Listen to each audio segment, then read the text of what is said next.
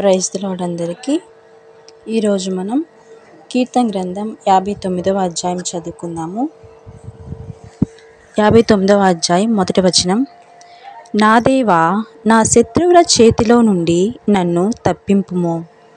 నా మీద పడువారికి చిక్కకుండా నన్ను ఉద్ధరించుము.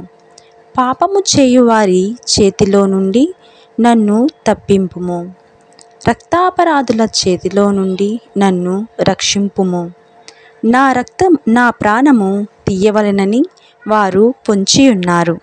యెహోవా, నా దోషమును బట్టి కాదు, నా పాపమును బట్టి కాదు, ఊరకయే బలవంతులు నా పైని పోగుబడి ఉన్నారు. నా యందు ఏ అక్రమమును లేకున్నను వారు పరుగులెత్తి సిద్ధపడుచున్నారు. నన్ను కలిసికొనుటకై మేల్కొనుము. సైన్యములకు అధిపతియగు యెహోవావైన దేవా, ఇశ్రాయేలు దేవా, అన్యజనులందరినీ శిక్షించుటకై మేల్కొనుము. అధిక ద్రోహులలో ఎవరినీ కనికరింపకుము. సాయంకాలమున వారు మరలా వచ్చెదరు. కుక్కవలె మొరుగుచు పట్టణము చుట్టూ తిరుగుదురు. వినువారెవరునూ లేరనుకొని వారు తమ నోట నుండి మాటలు వెళ్ళగ్రక్కుదురు.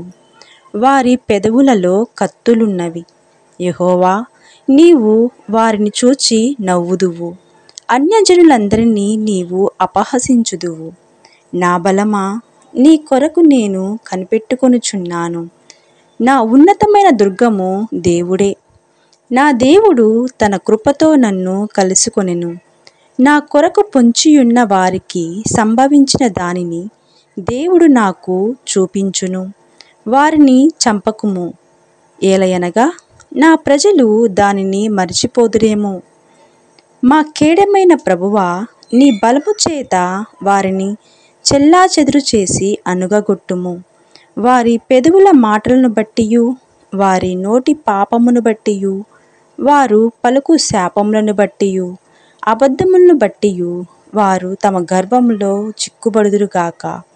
కోపము చేత వారిని నిర్మూలము చేయుము.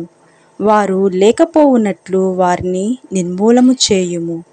దేవుడు యాకోబు వంశమును ఏలుచున్నాడని భూదిగంతముల వరకు మనుష్యులు ఎరుగునట్లు చేయుము.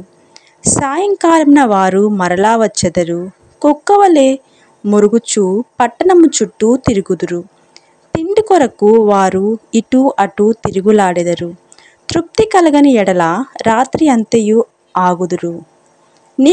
నీవు నాకు ఎత్తైన కోటగా ఉన్నావు.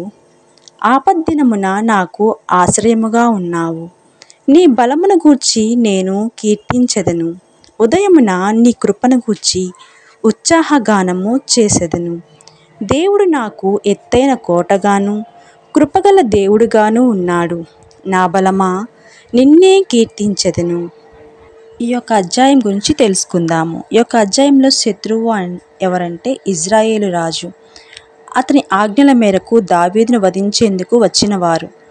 దావీదు ఏ కీడు చేయలేదు. సౌలు పట్ల అతడు స్వామి భక్తితోనే వ్యవహరించాడు. అయితే సౌలు కంటే అతడు ఎక్కువ విజయం, పేరు ప్రతిష్టలు, నీతి న్యాయాలు కలవాడు. అందుకే సౌలు అసూయకు, ద్వేషానికి గురయ్యాడు. అసూయ హత్యకు కారణమవుతుంది. సామెతల గ్రంథం 27వ అధ్యాయం 4వ వచనం, అలాగే మత్తయి సువార్త 27వ అధ్యాయం 18వ వచనం, అలాగే అపోస్తుల కార్యము గ్రంథము 7వ అధ్యాయము 9వ వచనం, అలాగే 17వ అధ్యాయం 5వ వచనం, రోమీయులకు రాసిన పత్రిక 1వ అధ్యాయం 29వ వచనంలో కూడా దేవుడు చెబుతున్నాడు. దేవుడు లేచి తనకు సహాయం చేయాలని దావీదు అడగడంలో న్యాయం ఉంది.